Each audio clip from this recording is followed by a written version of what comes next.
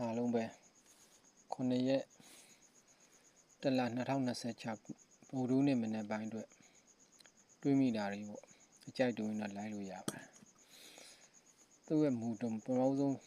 ကဏ္ဍဆင်းလာတာက0831အဲ့ဒီမှာ0381ဆိုပြီးဆင်းတယ်ပြီးသွားတော့မှဒီ31ဆိုတဲ့ကဏ္ဍကိုတစ်လုံးပါဝါပြောင်းပြီးတော့သူကဒီမှာပြီးသွားတာ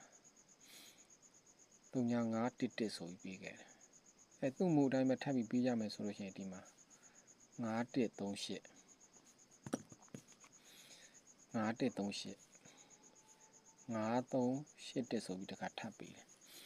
အဲဒီမှာ0381ကို3931ကို15လို့ပြီးခဲ့တယ်ဆိုလို့ရှိရင်5318ကြောင့်မနေ့ဖက်မှာဒီ38ကိုပဲပါဝါပြောင်းပြီးတော့ကဏ္ဍတစ်ခုထိုးကွက်တစ်ခုဖြစ်လာလိမ့်မယ်လို့ညွှန်လင်းပါတယ်အဲဒီတော့သူ့ပုံစံအတိုင်းပဲပြောင်းကြည့်ကြမယ်ဆို3ကို5လို့ပါဝါပြောင်းရင်3ကို8လို့ပါဝါပြောင်းမယ်ဒီ1က1လို့ဆင်းမယ်ဆိုဒီ8က8လို့ဆင်းမယ်ဆို8ပူးဆိုတော့ကဏ္ဍတစ်ခွက်ပဲနောက်တော့က8ကိုပါဝါပြောင်း3က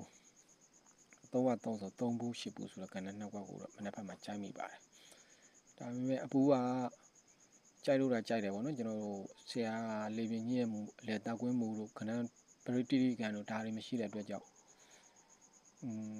85ရာခိုင်နှုန်းလောက်တော့ညှော်နေတယ်ပေါ့ဒီမူအရဖြစ်မူဒီမူတစ်ခုကြောင့်ဒါကြိုက်မိတာပါနောက်တစ်ချက်ကရှိသေးတာကသူကပါတယ်ဆိုလို့ရှိရင်3553ကဏ္ဍအပြန်နောက်တစ်ခါ5115ကဏ္ဍအပြန်အဲ့ဒီနှစ်ချက်ရှိတယ်3553ကို5သူကနောက်နေ့မှာ12နိုင်ကဏ္ဍကို53နှစ်ခါ38ပါဝါနဲ့38ဆိုတစ်ခွက်ချပြီးတယ်ဒီမှာလည်းဆိုလို့ရှိရင်တင်5ကိုကျွန်တော်တို့ချပြီးမှဆိုလို့ရှိရင်